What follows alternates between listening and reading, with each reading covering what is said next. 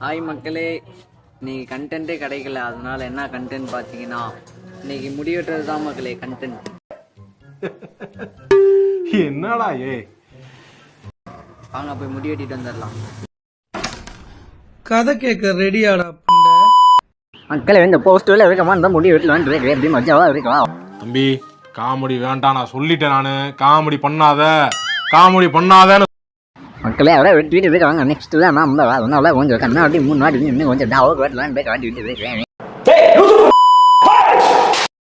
மக்கள் உட்காந்து வச்சு முடி வெட்ட மண்டை வேற குருவி கொடுத்தாலும் கண்ணாடி